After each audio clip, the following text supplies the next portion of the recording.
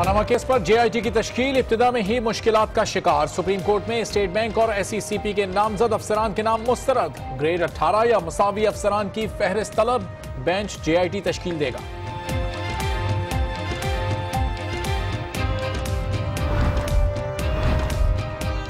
हीरे की तरह शफाफ तो कोई नहीं मिलेगा, लेकिन तहकीकाती टीम के अफसरान का बाकिरदार और काबिल होना जरूरी है। हम किसी के हाथों यरगमाल बनेंगे और नहीं किसी को अदालत से खेलने दिया जाएगा। सुप्रीम कोर्ट जजिस के रिमार्क्स। तमाम तर जो इंतजामी इख्तियारात हैं जो अमूमन अदलिया नहीं करती, लेकिन अब ये तमाम इंतजामी इख्तियारात भी अदलिया के पास हैं। सुप्रीम कोर्ट से नाम मुस्तरद हुए तो क्रेडिट तहरीक इंसाफ ने ले लिया। आज हमारी बात साबित हो गई। स्टेट बैंक और SECP अफसरान की तकर्री अब अदालत करेगी। फवाद चौधरी का रद्द-ए-अमल।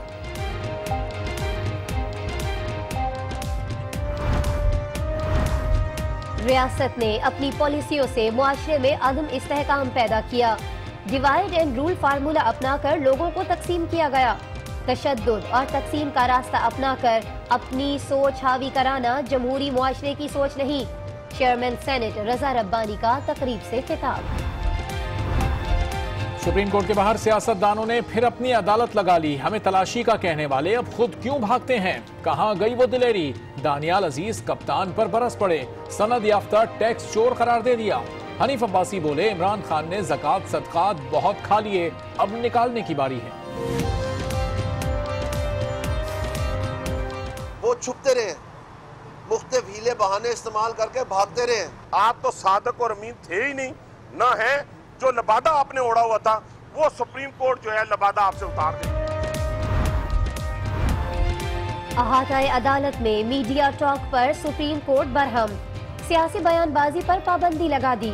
इमरान ने नियाजी सर्विसेज लिमिटेड का एतराफ किया, लेकिन असासों में जाहिर नहीं किया। तहरीक इंसाफ बैरूनी फंडिंग से चल रही है। इमरान 62-63 पर पूरा नहीं उतरते। नाअहली केस में अकरम शेख के दलाइल। तमाम पहलू जहन में रखकर समाअत करेंगे। चीफ जस्टिस के रिमार्क्स। मुस्लिम लीग नून ने मीडिया टॉक पर पाबंदी को नाकाबिले फहम करार दे दिया। सुप्रीम कोर्ट में दौरान समाअत नवाज शरीफ और उनके खानदान का बदतरीन मीडिया ट्रायल किया गया। इमरान ने रोजाना फैसले को मस्ख किया, उन पर तो कोई पाबंदी नहीं लगाई गई। वफाकी वज़ीर ख्वाजा साद रफीक का शिकवा। 4000 करोड़ रुपए करप्शन के मुकदमात में जमानत पर रिहा किए गए डॉक्टर आसिम हुसैन ने हायर एजुकेशन कमीशन सिंध की सरबराही दोबारा संभाल ली। चेयरमैन की हैसियत से ही गवर्नर सिंध से भी मुलाकात। कराची में चिकनगुनिया के खिलाफ वर्ल्ड हेल्थ ऑर्गेनाइजेशन की टीम मैदान में आ गई। इब्राहिम हैदरी का दौरा, शहरियों ने शिकायत के अंबार लगा दिए। ये 1 महीना हो गया ने, इनकी टांग में अभी तक कोई दर्द में कोई फर्क नहीं है। इसको दर्द हो रहा, बुखार हो रहा, पाँव में हड्डी में जो दर्द हो रहा ना, यही तो हो रहा। WHO अपनी रिपोर्ट और सिफारिशात कल हुकूमत को देगा। ईरानी वजीर खारिजा का पाकिस्तान का अहम दौरा। सऊदी फौजी इत्तेहाद, पाक ईरान ताल्लुकात समेत खित्ते के अहम और हसास मामलात पर वजीर आजम, आर्मी चीफ, मुशीर कौमी सलामती और वजीर दाखिला के साथ तबादला ख्याल किया। पाक ईरान सरहद पर दहशतगर्दों के खिलाफ जामे सिक्योरिटी ताउन पर इत्तेफाक। अफगान दारुल हुकूमत काबुल में नेटो के काफिले पर खुदकुश हमला, 8 अफराद हलाक। पाकिस्तान की हमले की मजम्मत। तर्जमान दफ्तर खारजा का कहना है दहशतगर्द मुश्तरका दुश्मन है, मिलकर निमटना होगा। सिंध में नकल माफिया ने इंटर इम्तिहानात को यरगमाल बना लिया। कराची में प्रिंसिपल्स ऑफ इकोनॉमिक्स का पर्चा इम्तिहानी मराकिज से पहले व्हाट्सएप पर बआसानी दस्तयाब। वजीर आला ने रिपोर्ट तलब कर ली। नवाज शरीफ को जाना होगा। वो सेनेट इलेक्शन का इंतजार कर रहे हैं, लेकिन उन्हें सेनेट लेने नहीं देंगे। कौमी असेंबली भी वापस लेंगे। आसिफ अली जरदारी का बदीन में जलसे से खिताब।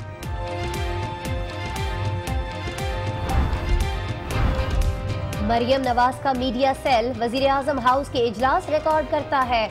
उनको बचाने की कोशिश की जा रही है। चौधरी निसार में जुर्रत है तो मरियम नवाज के ट्वीट्स बंद कराएं। एतजाज अहसन का चैलेंज।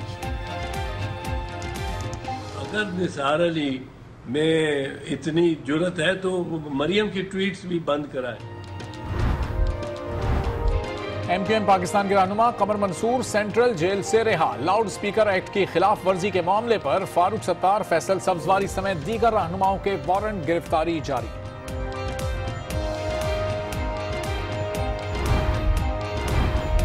दुनिया भर में आज प्रेस फ्रीडम डे मनाया जा रहा है। खबर का खोज लगाने, आवाम तक सच पहुंचाने और हकायक तक पहुंचने की जुस्तुजू में जान कुर्बान करने वाले सहाफियों को आज न्यूज का सलाम। दुनिया भर में फायर फाइटर्स डे कल मनाया जाएगा, लेकिन 2.5 करोड़ की आबादी के शहर कराची की 90% बुलंदोबाला इमारतों में आग बुझाने का इंतजाम ही नहीं। पूरे शहर में 10 फायर टेंडर्स और 1 स्नॉर्कल ऑपरेशनल। फायर प्रोटेक्शन माहिरीन ने खतरे की घंटी बजा दी। क्या हुकूमत तवज्जो देगी?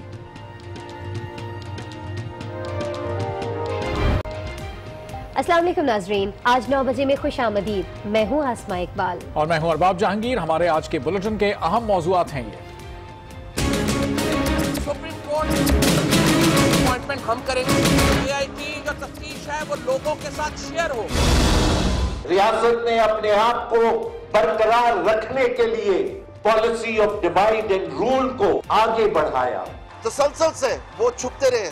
जो लबादा आपने ओढ़ा हुआ था वो सुप्रीम कोर्ट जो है लबादा आपसे उतार देगी। निसार अली में इतनी जुर्रत है तो मरियम की ट्वीट्स भी बंद कराए। आप मार्च का इंतजार कर रहे हैं ताकि मार्च में आप सेनेट ले सके। आप फिक्र न करें, मैं आपको सेनेट भी नहीं लेने दूंगा। और नाज़रीन, पनामा केस के फैसले के बाद उस पर अमल दरामद के लिए मुश्तरका तहकीकाती टीम या JIT की तश्कील इब्तदा में ही मुश्किलात का शिकार दिखाई देती है। सुप्रीम कोर्ट के 3 रुकनी इम्प्लीमेंटेशन बेंच ने JIT के लिए सिक्योरिटीज एंड एक्सचेंज कमीशन और स्टेट बैंक के नामजद अफसरों को मुस्तरद कर दिया। अदालत ने दोनों इदारों के सरबराहों को तलब करते हुए उनमें ग्रेड 18 और उससे ऊपर के तमाम अफसरान की फहरिस्तें तलब की हैं। जस्टिस अजमत सईद का कहना था कि किसी के हाथों यरगमाल बनेंगे और न ही किसी को अदालत से खेलने दिया जाएगा। जस्टिस एजाज अफजल की सरबराही में सुप्रीम कोर्ट के 3 रुकनी बेंच ने पनामा केस के फैसले पर अमल दरामद की पहली समाअत की। 20 अप्रैल के अदालती हुक्म के मुताबिक पनामा स्कैंडल में वजीर आजम नवाज शरीफ और उनके दोनों बेटों के असासों की तहकीकात होनी है। अमल दरामद बेंच ने मुश्तरका तहकीकाती टीम की तश्कील के लिए 6 इदारों की तरफ से नामजद अफसरों पर गौर किया। इन इदारों में शामिल नैब, मिलिट्री इंटेलिजेंस और FIA की नामजदगियों पर अदालत ने कोई रिमार्क्स नहीं दिए, लेकिन स्टेट बैंक और SECP की नामजदगियां मुस्तरद कर दी। जस्टिस एजाज अफजल का कहना था कि हीरे की तरह शफाफ तो कोई नहीं मिलेगा, ताहम तहकीकाती टीमों के अफसरों का बाकिरदार और काबिल होना जरूरी है। जस्टिस अजमत सईद ने कहा कि हम किसी के हाथों यरगमाल नहीं बनेंगे, जो होगा शफाफ अंदाज में होगा और किसी को अदालत से खेलने नहीं देंगे।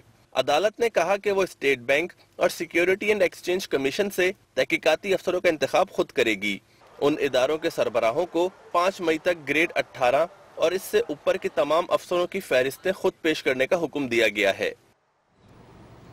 तहरीक इंसाफ के रहनुमा फवाद चौधरी का कहना है कि हमने पहले ही कहा था कि हुकूमत के नीचे काम करने वाले कभी भी शफाफ तहकीकात नहीं कर सकते। आज हमारी ये बात साबित हो गई। अदालत ने कहा है कि स्टेट बैंक और securities and exchange commission of Pakistan के अफसरान की तकर्रुरी अब वो खुद करेगी। जो इख्तियार है वो बेंच ने इस्तेमाल करना है और सारे जो ऑफिसर्स हैं ग्रेड 18 के बाद के उसकी उन्होंने लिस्ट मंगा ली है। लिहाजा अब तमाम तर जो इंतज़ामी इख्तियारात हैं जो अमूमन अदलिया नहीं करती, लेकिन अब ये तमाम इंतज़ामी इख्तियारात भी अदलिया के पास हैं और वो इस्तेमाल करें। लेकिन इसके बावजूद तरक्की वगैरह और उनकी ट्रांसफ़र तो ज़ाहिर है हुकूमत के पास है और इसीलिए हम बार बार ये मुतालबा करते हैं कि या तो नवाज शरीफ साहब जब तक ये तफ्तीश मुकम्मल नहीं होती अपने ओहदे से अलहदा हो जाए और तफ्तीश मुकम्मल होने दें, या दूसरी सूरत में मुस्लिम लीग नून नया वज़ीर आज़म मुंतखब करे। उधर चेयरमैन सेनेट रजा रब्बानी का कहना यह है कि रियासत ने अपनी राज बरकरार रखने के लिए अंग्रेजों का लड़ाओ और हुक्मरानी करो की पॉलिसी को अपना रखा है। मशाल खान का कत्ल रियासती पॉलिसियों का नतीजा है। पेशावर में तकरीब से खिताब करते हुए चेयरमैन सेनेट ने रियासत के वज़ा करदा निज़ाम तालीम पर सख्त तनकीद करते हुए उसके पसे पर्दा मकासद पर रोशनी डाली। रियासत अपने मकासद को पूरा करने के लिए एक ऐसा तालीमी निज़ाम इस मुल्क में वज़ा करना चाहती है और किया हुआ है, जिससे पाकिस्तान की नई नस्ल अपनी असल तारीख से नावाकिफ हो, जो रियासत के सामने सवाल ना उठा सके, अपना सर झुका के चले। रज़ा रब्बानी ने सिक्योरिटी एस्टैब्लिशमेंट पर मबनी रियासत की इस्तेमारी पॉलिसियों का भी जिक्र किया। रियासत ने अपने आप को बरकरार रखने के लिए भारतीय अंग्रेजी साम्राज्य की policy of divide and rule को आगे बढ़ाया और पाकिस्तान में फिरकावारियत को जन्म दिया, पाकिस्तान में इंतहा पसंदी को आगे बढ़ाया। चेयरमैन सेनेट ने मिशाल खान के कत्ल को अदम बर्दाश्त का नतीजा करार दिया। ज़ियाउल हक ने यह फैसला किया कि तलबा तंजीमों के ऊपर पाबंदी लगा दी जाए, जिसकी वजह से एक कल्चर ऑफ इनटॉलरेंस जो है उसने जन्म लिया और उस कल्चर ऑफ इनटॉलरेंस की वजह से मिशाल खान का इंसिडेंट होता है। चेयरमैन सेनेट का कहना था कि कॉलेजेस और यूनिवर्सिटी से नई सोच उभरती है, जिसे खत्म करने की कोशिश की जा रही है। तशद्दुद और तकसीम का रास्ता अपनाकर अपनी सोच हावी कराना जमहूरी माशरे की सोच नहीं है। पनामा केस के फैसले पर अमल दरामद की जिम्मेदारी के साथ साथ सुप्रीम कोर्ट ने एक और अहम केस की समाअत शुरू कर दी है। मुस्लिम लीग नवाज का कहना है कि तहरीक इंसाफ के रहनुमा इमरान खान और जहांगीर तरीन के आइन के तय करदा मेयार के मुताबिक सादिक और अमीन नहीं और उन्हें सुप्रीम कोर्ट की जानिब से नाअहल करार देने की इस्तदा की गई है। चीफ जस्टिस साकिब निसार की सरबराही में सुप्रीम कोर्ट के 3 रुकनी बेंच ने मुस्लिम लीग के रहनुमा हनीफ अब्बासी की दरख्वास्त पर समाअत की। दरख्वास्त गुजार के वकील अकरम शेख ने तहरीक इंसाफ की मुबैना गैर मुल्की फंडिंग की तफसीलात पेश करते हुए कहा कि न्याजी सर्विसेज की 3 मजीद ऑफशोर कंपनियां भी थीं, जबकि बनीगारा वाली जायदाद भी बेनामी है। उनका कहना था कि तहरीक इंसाफ बैरूनी फंडिंग से चल रही है। 2010 से 2013 तक तहरीक इंसाफ को बैरून मुल्क कंपनियों से $30 लाख मिले। 2015 में $10 लाख सियासी चंदा जमा किया गया, जबकि अबराज कंपनी के तारिक शफी के जरिए 5 करोड़ 60 लाख हासिल किए गए, लेकिन इन तमाम रकूम की तफसीलात कहीं नहीं बताई गईं। चीफ जस्टिस का कहना था कि गोशवारों में बैरून मुल्क जायदाद जाहिर न करने की भी नताइज होते हैं। चीफ जस्टिस के इस्तफसार पर अकरम शेख ने कहा कि बैरूनी फंडिंग पर मुकम्मल पाबंदी होने के बावजूद तहरीक इंसाफ ने फंडिंग लेने के लिए अमेरिका में कंपनी बनाई, जिसके एजेंटों में गैर मुल्की भी शामिल हैं। उनका कहना था कि न्याजी सर्विसेज को 30 जून 2015 को बंद किया गया, लेकिन इससे कबल किसी इंतखाबी और टैक्स गोशवारे में इसका जिक्र नहीं किया गया। अकरम शेख का कहना है कि परवेज मुशर्रफ दौर में इमरान खान ने टैक्स एमनेस्टी स्कीम के तहत काला धन सफेद किया, ताहम लंदन जायदाद फिर भी जाहिर न की। उनका कहना था कि अकरम शेख ने कहा कि न्याजी सर्विसेज को 30 जून 2015 को बंद किया, लेकिन इससे कबल किसी इंतखाबी और टैक्स गोशवारे में इसका जिक्र नहीं किया गया, और ये कि न्याजी सर्विसेज की 3 ऑफशोर कंपनियां हैं। चीफ जस्टिस का कहना था कि तमाम बातें और पहलू जहन में रखकर मुकदमा चलाएंगे। चीफ जस्टिस ने कहा कि बैरून मुल्क जायदाद का जाहिर करना लाजमी है और टैक्स गोशवारों में ये जाहिर न करने के भी नताइज होते हैं, ताहम कानून की खिलाफ वर्जी कहाँ कहाँ हुई ये वाज़ेह करना होगा।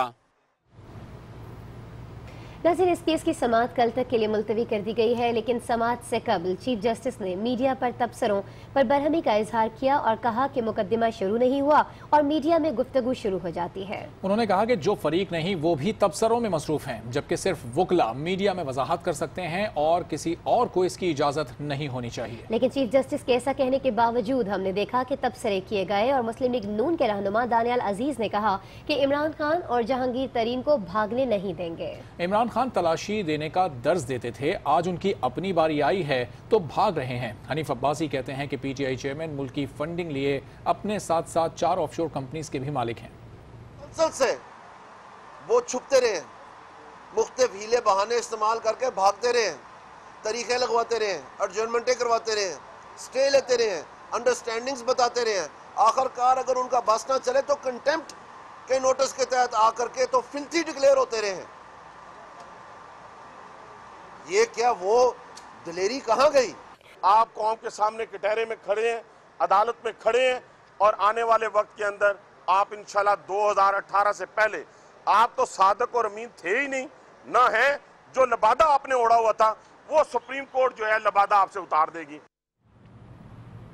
पनामा और डॉन लीक्स के बाद अपोजिशन रहनुमाओं ने वजीर आजम की साहबजादी मरियम नवाज को हदफ़े तनकीद बना लिया है। इत्तेज़ाज़ एहसन कहते हैं कि चौधरी का फवाद से मुतालिक बयान अच्छा है, लेकिन अगर उनमें हिम्मत है तो मरियम नवाज के ट्वीट्स बंद करा के दिखाएं। जो ट्वीट्स होती हैं किसी तरफ से भी होती हैं, ये पाकिस्तान की जमहूरियत, पाकिस्तान के सिस्टम, इंसाफ, उसके लिए ज़हर कातिल है। पीपल्स पार्टी के रहनुमा एतजाज एहसन ने वजीर दाखिला चौधरी निसार खान के इस बयान की हिमायत तो कर दी, लेकिन साथ में एक चैलेंज भी दे दिया। तर्जमान के तौर पे उसने ट्वीट किया है ये गुज़श्ता मीटिंग, रायवेंट की मीटिंग के बारे में भी, जिसमें वो मौजूद नहीं थी। तो अगर निसार अली में इतनी जुर्रत है तो मरियम की ट्वीट्स भी बंद कराए। उन्होंने वजीर आजम की साहबजादी मरियम नवाज पर भी बड़ा इल्जाम लगा दिया। मरियम नवाज शरीफ का जो मीडिया सेल है वो मारूफ तौर पे वजीर आजम हाउस में जो भी बंद कमरे में सीक्रेट मीटिंग्स होती हैं, उनको कॉन्फिडेंशियल मीटिंग्स, उनको भी वो बग करता है और उनको भी वो सुनता है। दूसरी जानिब पीटीआई रहनुमा आरिफ अलवी ने भी आज सुप्रीम कोर्ट के बाहर मीडिया से गुफ्तगू करते हुए मरियम नवाज के ट्वीट का हवाला दिया।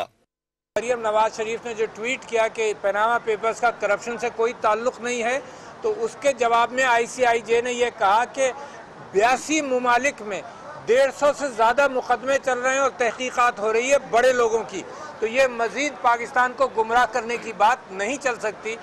पीपी रहनुमा का कहना था कि शरीफ खानदान मरियम नवाज को इलेक्शन लड़ाकर कौमी असेंबली लाना चाहती है। वजीर आजम के मुस्ताफी होने की सूरत में मरियम नवाज को उनकी जगह पर लाया जाएगा। बुलेटिन में भी लेंगे एक ब्रेक, जिसके बाद आगे आपको दिखाएंगे। चिकनगुनिया के मारे अवाम की सिंध हुकूमत के खिलाफ WHO को शिकायतें। ईरान के वजीर खारजा की पाकिस्तानी क़यादत से मुलाकातें, दो पड़ोसियों के बीच क्या चल रहा है। Welcome back. मजीद खबरें शामिल करते हैं। 2 दिन से कराची में मौजूद वर्ल्ड हेल्थ ऑर्गेनाइजेशन की टीम चिकनगुनिया की तहकीकात के लिए आज शहर के साहिली इलाके इब्राहिम हैदरी पहुंची तो मकामी आबादी ने शिकायतों के अंबार लगा दिए। WHO पहले ही सिंध के महकमा सेहत की जानिब से चिकनगुनिया से निमटने के लिए किए गए इकदाम पर अदम इजहार कर चुकी है। ताहम बैनुल अक़वामी इदारा अपनी तफसीली रिपोर्ट और सिफारिशात कल पेश करेगा। कराची का ये साहिली इलाका चिकनगुनिया से बुरी तरह मुतासिर है। हुकूमत सिंध के मुताबिक चिकनगुनिया नामी बीमारी अब तक पूरे शहर में 75,000 से ज़ायद लोग शिकार कर चुकी है। नॉर्थ कराची से फेडरल बी एरिया और मलीर से शाह फैसल कॉलोनी तक शाहिदी कोई इलाका इस बीमारी से बचा हो। महकमे सिंध की अपील पर कराची आने वाली आलमी इदारा सेहत की टीम को इब्राहिम हैदरी में भी अवाम हुकूमती इक़दामात से नाला नजर आए। में अभी तक ये 1 महीना हो गया ने, इनकी टांग में अभी तक कोई दर्द में कोई फर्क नहीं है। इसको दर्द हो रहा, बुखार हो रहा, पाँव में गाड़ी में जो दर्द हो रहा ना, यही तो हो रहा, मार को भी हो गया ये। चिकनगुनिया नामी वायरस तेज बुखार और जिस्म में दर्द और सूजन का बाइस बनता है। इब्राहिम हैदरी अस्पताल के सीनियर डॉक्टर इजाज बलूच कहते हैं कि एक माह में 500 से ज़ायद मरीज रिपोर्ट हुए। 500 से 700 के अंदर का हमारे पास केसेस आए थे पिछले 2 महीने में। वजह तो ख़ास तौर पे सफाई है, ये क्योंकि ये मॉस्किटो बॉर्न डिजीज़ है, मच्छर से फैलती है। अगर हम स्पेशली गवर्नमेंट का तो ये काम है, मगर हम भी अपने तो तरीके से अगर सफाई रखें अपने सराउंडिंग में तो उससे काफ़ी फ़ायदा होगा। WHO की तफसीली रिपोर्ट और सिफारिशात कल तक मुतवक्के हैं। ईरानी वजीर खारजा जवाद ज़रीफ एक रोज़ा मुख्तसर दौरे पर इस्लामाबाद में मौजूद हैं, जहां उन्होंने वजीर आज़म Nawaz Sharif, army chief general कमर बाजवा, वजीर दाखिला चौधरी निसार और कौमी सलामती के मुशीर नासिर जंजुआ से मुलाकातें की। ईरानी वजीर खारजा जवाद ज़रीफ का दौरा इसलिए भी इंतहाई अहमियत का हामिल है कि गुज़श्ता दिनों साबिक आर्मी चीफ जनरल राहील शरीफ के 39 मुल्की सऊदी फौजी इत्तेहाद की कमान संभालने का काफी चर्चा रहा। ईरानी हुकूमत की जानिब से इस मामले पर शदीद तहफ़्फ़ुज़ात भी सामने आए थे, जिस पर वज़ीर दिफा ने असम्बली फ्लोर पर पॉलिसी बयान देते हुए तलखियों को कम करने की कोशिश की थी। सवाल ही नहीं पैदा होता कि हम किसी मसलकी अलायंस का हिस्सा बने। मैंने फिर रिपीट करूंगा, पाकिस्तान वतन अजीज जो है वो किसी मसलक का मुल्क नहीं है, वो किसी फिके का या किसी फिरके का मुल्क नहीं है, वो किसी मजहब का मुल्क नहीं है, वो पाकिस्तानियों का मुल्क है। इसी दौरान गुज़श्ता महीने पाक ईरान सरहद पर एक झड़प हुई थी, जिसमें ईरान के 9 सरहदी मुहाफिज मारे गए थे और इस मामले पे ईरान की जानिब से पाकिस्तानी सफीर को दफ्तर खारजा तलब करके शदीद एहतजाज रिकॉर्ड कराया था। और तो और अब सऊदी अरब ने यमन में हूसी बागियों के खिलाफ जमीनी कार्रवाई का ऐलान कर दिया है, लेकिन अभी तक ये वाज़े नहीं है कि ये ऑपरेशन सऊदी फौज करेगी या इसमें सऊदी फौज इत्तेहाद का कोई किरदार होगा। और ईरानी वजीर खारजा किसी यकीन दहानी के लिए ही पाकिस्तान आए हैं। आपको खबर देंगे अफगान दारुल हुकूमत काबुल से, जहां अमरीकी सिफारत खाने के करीब खुदकुश धमाके में 8 अफराद हलाक और 25 से ज़ायद जख्मी हो गए हैं। पाकिस्तान की जानिब से इस धमाके की शदीद अल्फाज में मजम्मत की गई है। अफगान दारुल हुकूमत काबुल जोरदार धमाके से लरज़ उठा। इस बार दहशतगर्दों ने नेटो काफिले को निशाना बनाया।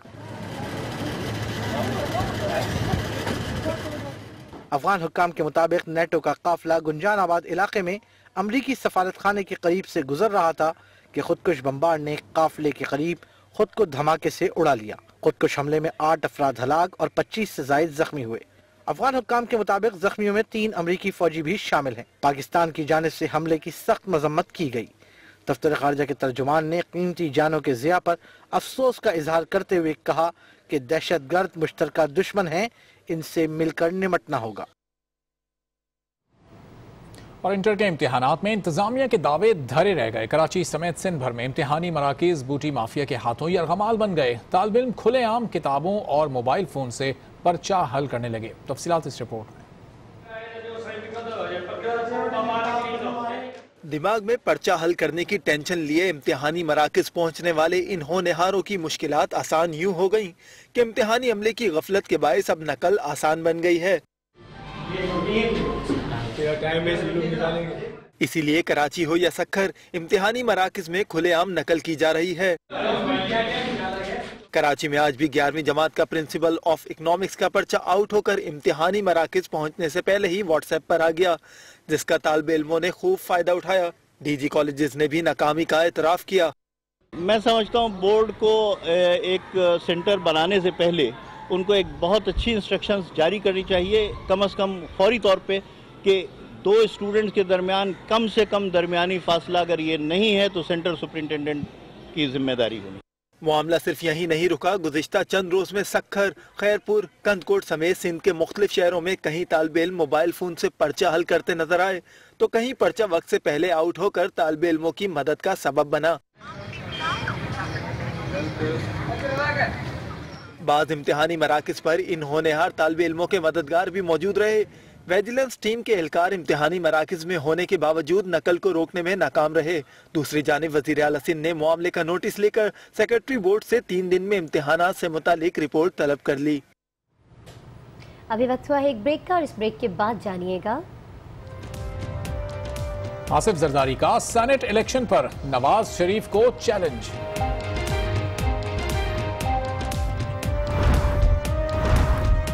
और 4000 अरब रुपए करप्शन का मुल्जिम दोबारा चेयरमैन HEC सिंध।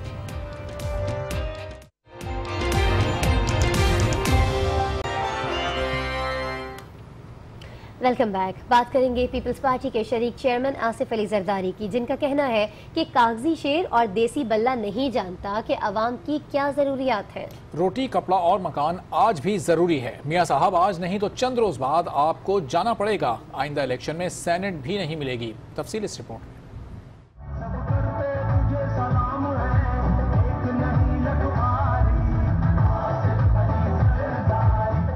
बदीन में जलसे से खिताब में साबिक सदर आसिफ अली जरदारी ने सियासी मुखालिफिन और इनके इंतखाबी निशानात को सख्त तनकीद का निशाना बनाया।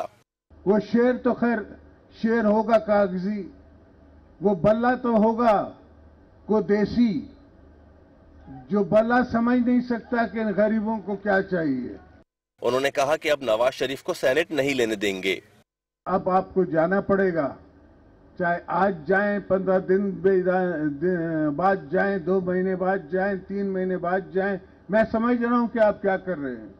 आप मार्च का इंतजार कर रहे हैं ताकि मार्च में आप सेनेट ले सकें। आप फिक्र न करें, मैं आपको सेनेट भी नहीं लेने दूंगा, इतने आप कंफर्टेबल ना हो। आसिफ अली जरदारी ने कहा कि मियां साहब नहीं चाहते कि हम हवा और सूरज से रोशनी बनाएं। और अब मियां साहब चाहता है कि ना हम अपनी हाइडल बिजली बना सके, ना हम अपने हवा पे बिजली बना सकें, और ना ही हमारी गैस हमारे पास हो।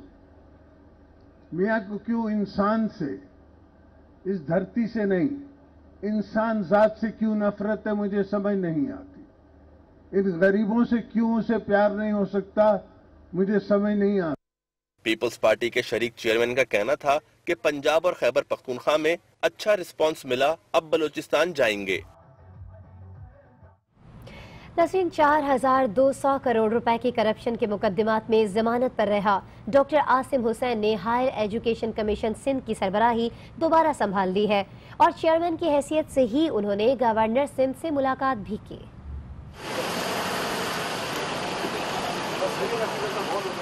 डॉक्टर आसिम को जब गिरफ्तार किया गया तो वो chairman higher education commission Sindh ही थे। कई माह की जेल के बावजूद हायर एजुकेशन कमीशन का ओहदा उनका मुंतजर रहा, यहाँ तक कि डॉक्टर आसिम की जमानत हो गई। डॉक्टर आसिम पर हजारों अरब रुपए की करप्शन का इल्जाम है। अब डॉक्टर आसिम दोबारा चेयरमैन HSC सिंध हैं। गवर्नर सिंध मोहम्मद जुबैर के साथ मुलाकात में सूबे में आला तालीम के फरोग और जामियात के किरदार पर तबादला ख्याल किया गया। इस मौके पर गवर्नर सिंध ने कहा कि वफाकी हायर एजुकेशन कमीशन जामियात में तहकीक पर मबनी तालीम की हौसला अफजाई के लिए इकदामात कर रहा है। जामियात के मसाइल के हल और इनमें तहकीक के लिए हर मुमकिन सहूलियत फराहम की जाए। Pakistan electronic media regulation authority ने बोल टीवी का लाइसेंस मनसूख कर दिया। PBA ने इकदाम पर इत्मीनान का इजहार करते हुए कहा कि उम्मीद है अब इंक्वायरी शुरू की जाएगी। वजारत दाखिला की जानिब से मेसर्स लब्बैक प्राइवेट लिमिटेड के डायरेक्टर शुएब शेख, आयशा शुएब, विकास अतीक और सरवत बशीर की सिक्योरिटी क्लियरेंस मुस्तरद किए जाने के बाद पैमरा अथॉरिटी ने कंपनी के सैटेलाइट टीवी लाइसेंसेज फौरी तौर पर मनसूख कर दिए। लाइसेंस मनसूखी का फैसला पैमरा शिकायत काउंसिल सिंध की सिफारिशात की रोशनी में किया गया। PBA ने पैमरा के इकदाम पर इत्मीनान का इजहार करते हुए कहा है कि न्यूयॉर्क टाइम्स ने एग्जैक्ट के जाली डिग्री केस को बेनकाब किया था। उम्मीद है अब इंक्वायरी शुरू हो जाएगी।